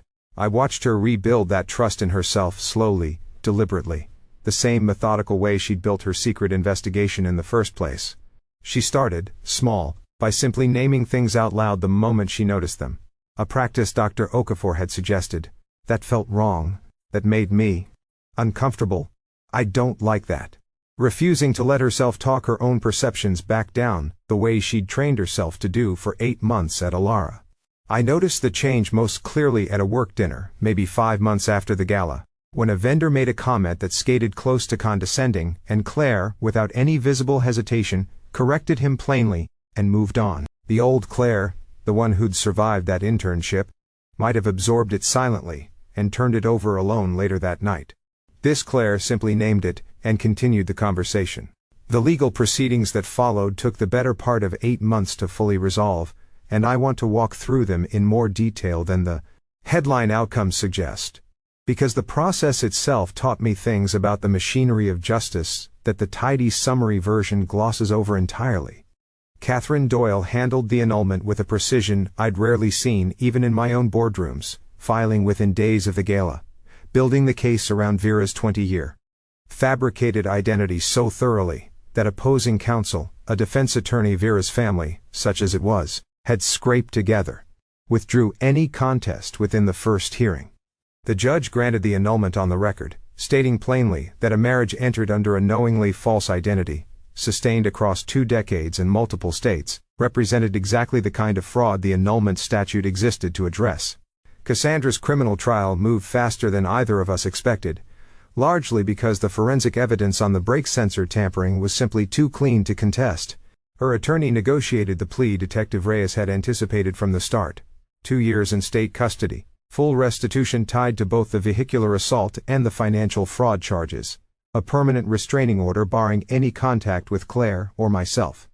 I attended the sentencing hearing, sitting 3 rows behind Claire, and watched Cassandra, stripped finally of the expensive clothes and casual cruelty that had defined every previous encounter I'd witnessed, read a brief, clearly attorney-drafted statement of remorse that convinced no one in the room, least of all, the judge. I found myself watching Cassandra during that hearing with an attention that surprised me, trying to locate, somewhere in her stripped-down, orange jumpsuited posture, some trace of the raised-inside-a-lie childhood Marcus's investigation had uncovered. I didn't find much sympathy there. Not really, and I don't think I was obligated to. But I did notice, in the single unscripted moment of that hearing, when the judge asked her directly whether she understood the severity of deliberately tampering with a vehicle's braking system, that her composure cracked for just a fraction of a second, something raw and young flashing across her face before the practiced blankness returned. I don't know what that fraction of a second actually meant. I've stopped trying to decide. Some people, I've come to believe, remain permanently unreadable even to those who've spent the most time studying them, and Cassandra, raised by a woman who made an art form of concealment, may simply be one of them. Vivian's sentencing, weeks later, was harder to sit through than I expected, not because I felt sympathy exactly, but because watching the machinery of the state process something as vast and strange as a 20-year fabricated identity felt oddly anticlimactic after everything that had led to it. 18 months suspended to 2 years of supervised probation, full restitution of the $840,000, mandatory counseling, a financial monitoring requirement that would follow her for the length of her probation. Her attorney argued, not unpersuasively, that the poisoning charge was difficult to prove with absolute certainty, given the imprecision of retrospective toxicology, and the prosecutor, weighing the strength of the financial fraud case against the harder-to-prove poisoning allegation, accepted a plea that folded both into a single negotiated sentence. I understood the legal logic. I still walked out of that courthouse feeling that the sentence, however legally sound, didn't fully account for 4 to 8 months of my own slowly eroded clarity, the tremor in my hands, the fog I'd mistaken for simple aging. Cassandra took a plea: 2 years in state custody, restitution, a permanent restraining order. Vivian got 18 months suspended to 2 years of supervised probation, full restitution of the money she'd taken, mandatory counseling. Sandra Vance kept her job only long enough to apologize to my daughter's face, before my attorneys handled the rest. That apology, arranged at my insistence, rather than out of any generosity on Sandra's part, took place in a small conference room at Alara 3 weeks after the gala. Sandra sat across from Claire, hands folded tightly, and delivered an apology that started stiff and rehearsed, and slowly, somewhere around the 3rd sentence, cracked into something that sounded almost genuinely human. I told myself I was just doing my job, protecting the company's biggest client relationships, she said. I understand now that I was helping torture a 23-year-old, because it was easier than telling a wealthy woman, no. Claire listened without interrupting, accepted the apology with the same measured grace she'd shown throughout the entire ordeal, and told Sandra simply that she hoped the next young employee under her supervision fared better. Sandra resigned 2 days later, before my attorneys ever needed to formally act. Janet Morse's coercion was formally recognized. Her record stayed clean. She was back at her desk the following Monday, with the coffee already poured. Janet and I had a longer conversation, about a month after all of it settled, one I'd been putting off because I wasn't entirely certain what I wanted to say. I told her finally, sitting in my office with the door closed, that I understood why she'd hesitated to come to me directly when Cassandra first approached her, and that I didn't hold it against her, not really, not anymore. What I do want you to know, I told her, is that in 12 years, you never once gave me a reason to doubt you before this, and one moment of understandable fear doesn't erase 12 years of the opposite. She cried, a little, hearing that, and told me it was the first time since the whole ordeal that she'd let herself believe she might still be the person I'd always trusted, rather than simply the person who'd been compromised. I think forgiveness, real forgiveness, is less about erasing what happened, and more about refusing to let a single failure become the entire definition of a person. Janet earned that refusal. Not everyone in this story did. Derek Sloan's cooperation, extracted in the chaotic minutes after the gala, ultimately cost him his license to practice law in California, following a state bar investigation that moved with unusual speed once Marcus's recording made its way into the right hands. He avoided criminal charges by cooperating fully and testifying against Vivian in a supplementary proceeding related to the will fraud. But the professional consequences were, appropriately, total and permanent. I've thought, on occasion, about the version of Derek who sat across from Diana and me 20 years earlier, drafting our first will together, genuinely invested, or so it seemed at the time, in protecting our family's future. I don't know exactly when that version of him gave way to the one who billed my wife privately for helping erase my daughter from my estate. I don't think it matters in the end, which version was ever the real one. I called Renata Kellerman myself, about 3 weeks after the gala, once the immediate legal chaos had settled enough that I had a quiet evening to make the call properly rather than delegate it to Marcus a second time. She was, I think, surprised to hear directly from me, rather than through an intermediary. And I told her plainly that I understood, in a way I couldn't have before any of this happened, exactly what it meant to watch someone you love be systematically deceived by a person skilled enough to make the deception feel like devotion. She told me her father, the Scottsdale surgeon, had been a genuinely brilliant man, the kind of person who could diagnose a rare condition from a single, unusual lab value, and that the particular cruelty of watching him fail to diagnose the pattern in his own marriage had haunted her family for 15 years. I offered, and she eventually accepted, to connect her with Catherine Doyle's office regarding whether any additional restitution might still be pursued, given the newly established pattern of fraud across 3 marriages rather than the isolated incident her family had spent over a decade fighting largely alone. It wasn't closure exactly, not the kind you find in a single phone call after 15 years. But she told me, near the end of that conversation, that it was the first time anyone outside her own family had ever fully believed her version of what happened to her father. And that alone, she said, was worth more than she'd expected to feel from a stranger's phone call. Diana's parents, Claire's maternal grandparents, are both gone now, but Diana had a younger brother, my brother-in-law Wallace, who lives outside Sacramento and had never fully warmed to Vivian, a fact he'd kept mostly to himself out of respect for what he assumed was my happiness. He called me the week the story broke nationally, his voice tight with an anger I rarely hear from him. "I never liked her, Raymond," he said. "I never had proof of anything. Just a feeling I couldn't put into words, and I told myself it wasn't my place to say something without proof."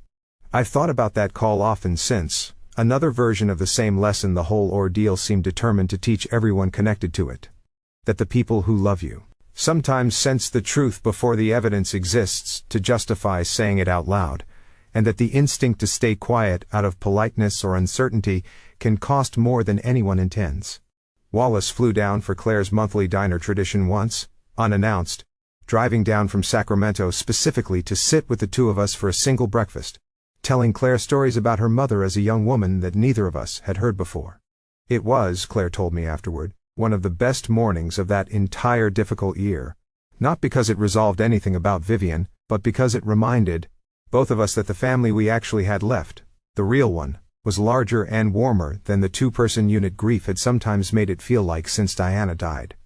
Claire went back to Alara, not as an intern, director of creative development, reporting to the board. On one condition, she insisted on herself: no favors, no adjustments. She'd earn it the same as before. I want to be honest that this condition frustrated me at first, in the way a father's instinct always wants to smooth every remaining obstacle from a child's path once he's finally in a position to do so. I told her once that nobody in that building would ever begrudge her a title she'd already survived hell to earn. She looked at me evenly and said, "That's not the point, Dad. The point is that I need to know for myself That what I build from here is actually mine. I understood, hearing that I was watching the same instinct that had made her enter that childhood art contest under a false name, grown up now into something sturdier and more deliberate, and I stopped arguing.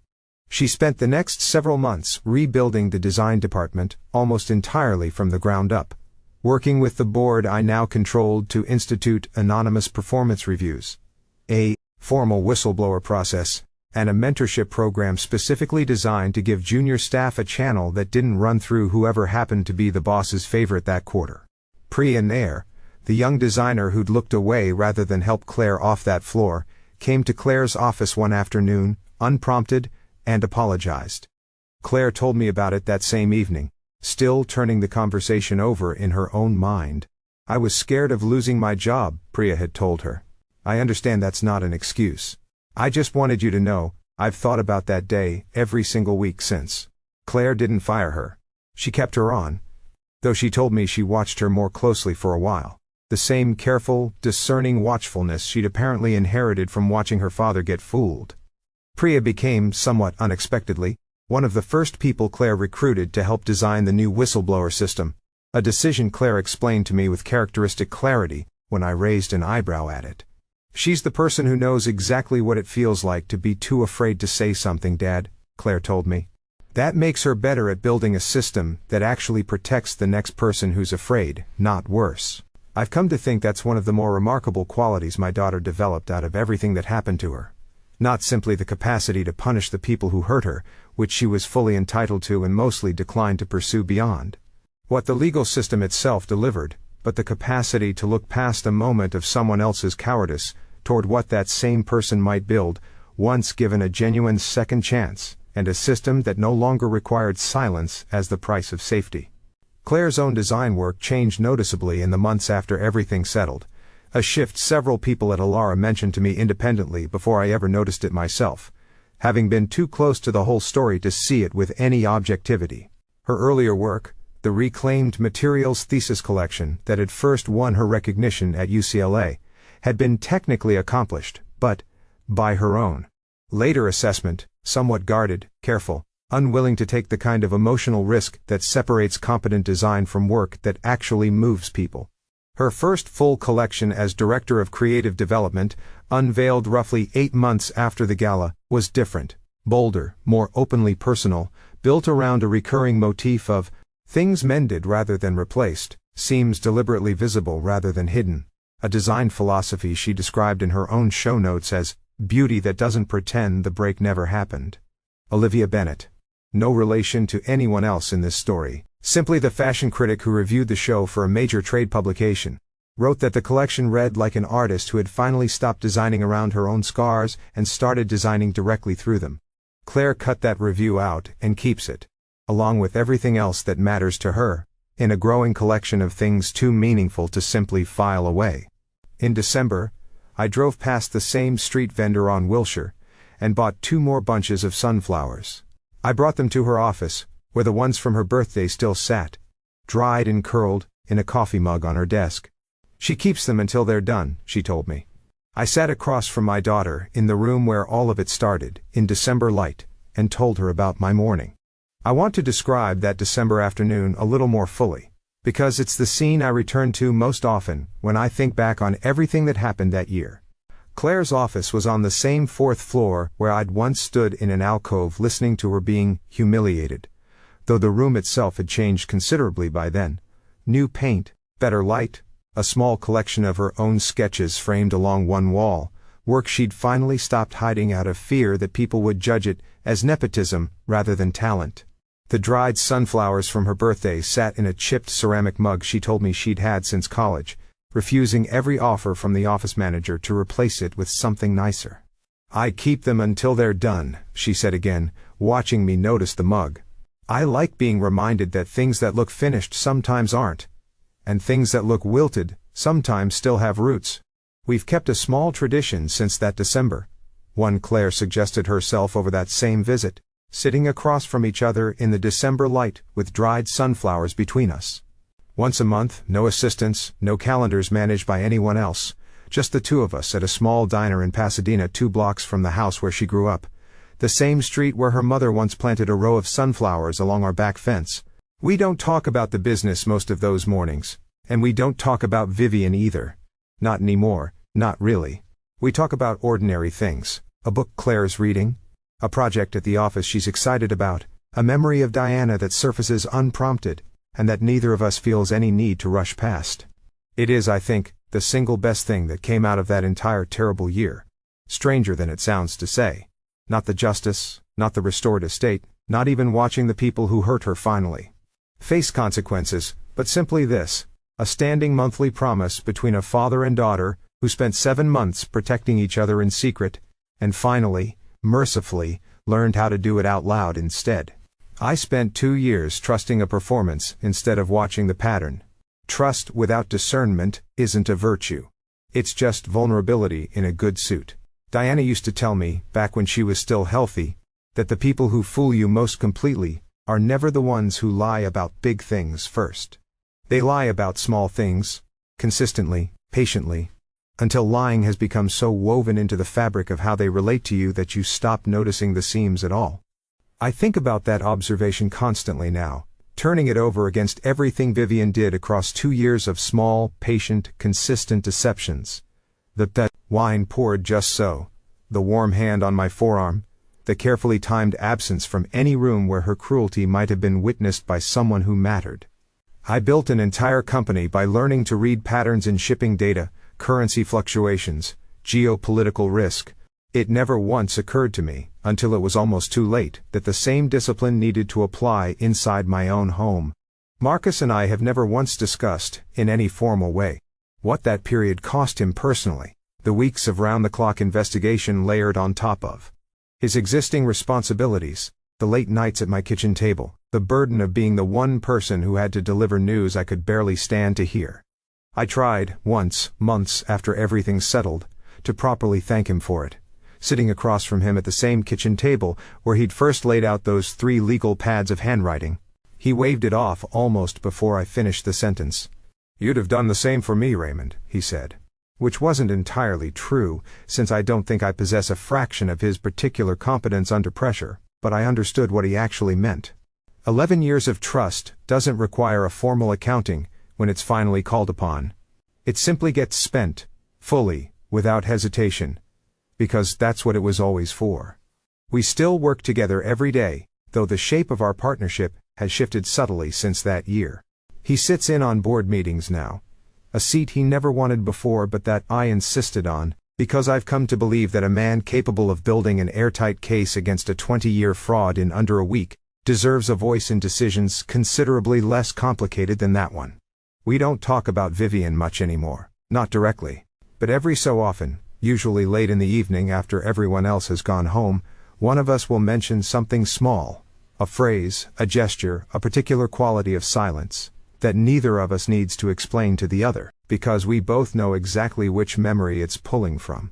My own healing, if that's the right word for it, has been slower and less linear than Claire's, and I want to be honest about that rather than pretend the story ends with me simply moving forward unscathed. I stopped drinking wine entirely.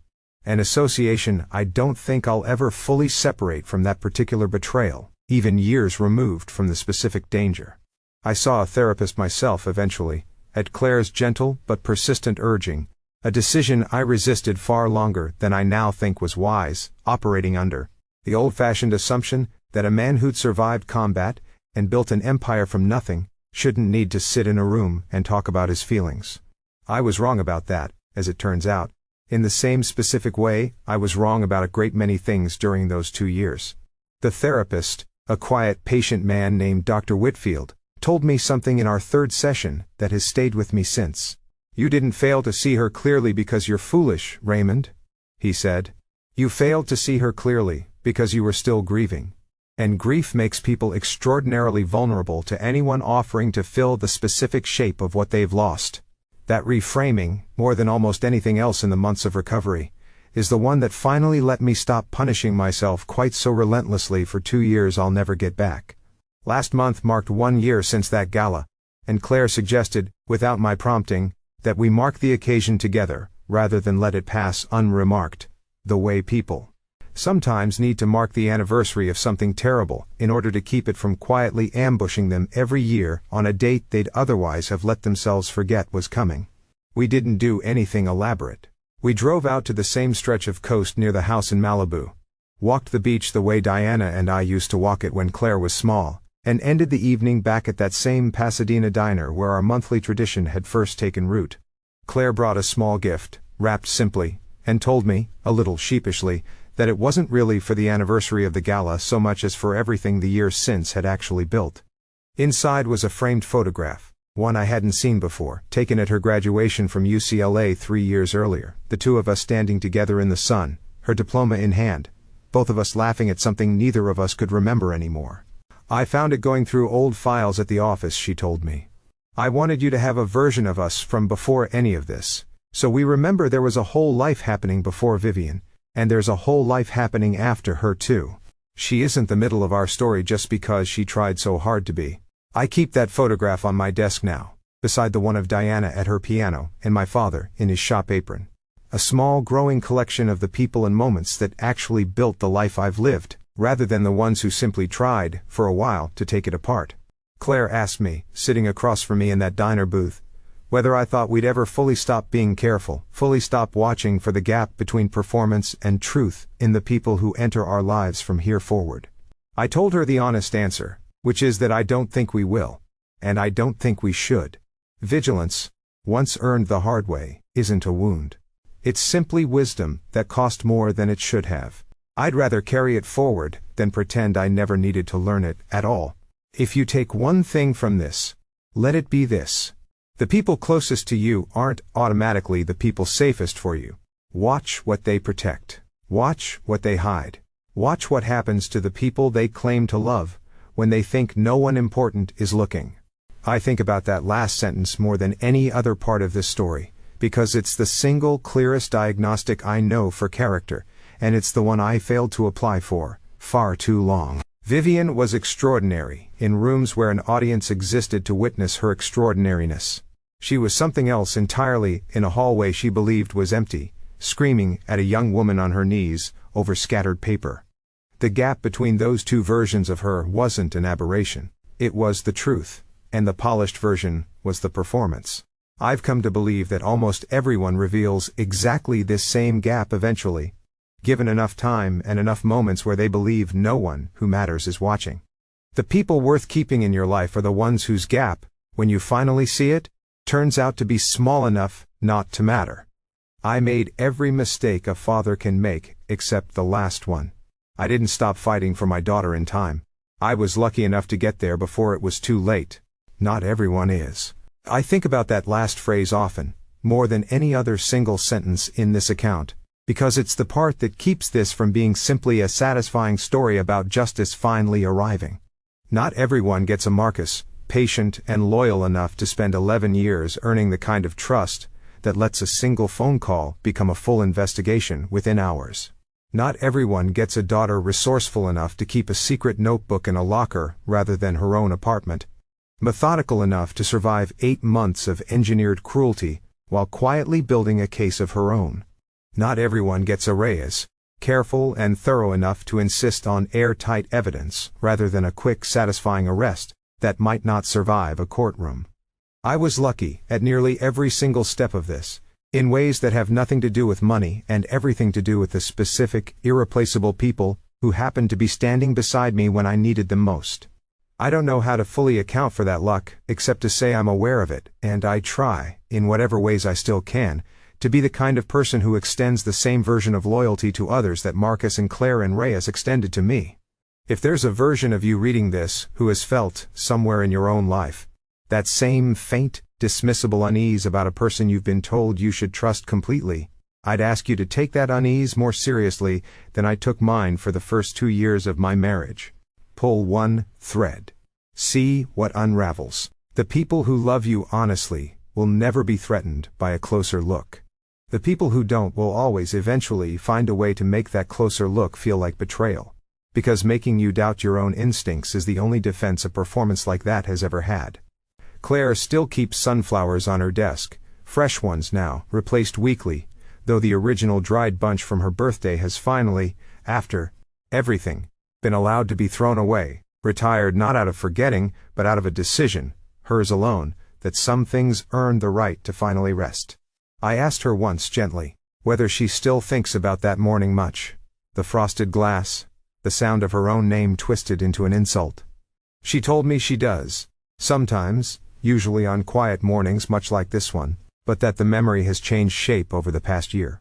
Softened at the edges into something closer to a scar than an open wound. It's not that it doesn't matter anymore, Dad, she told me. It's that it's not the only thing that's true about me anymore either.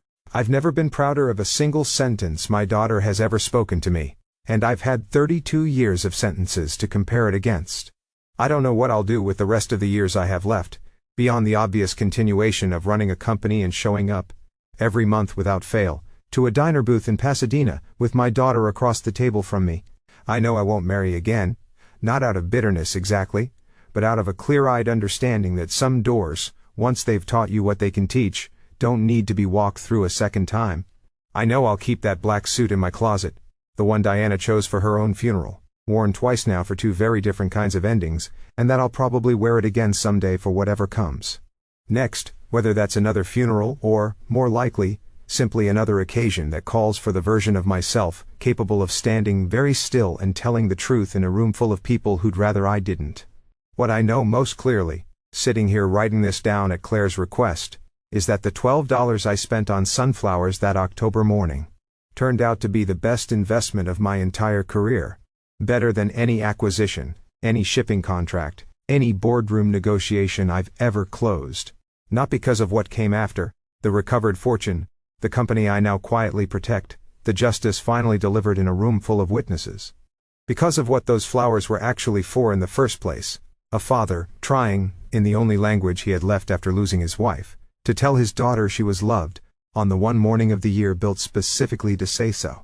Everything else that happened, all of it, was simply the length I was willing to go, to make sure that message never had to be taken back,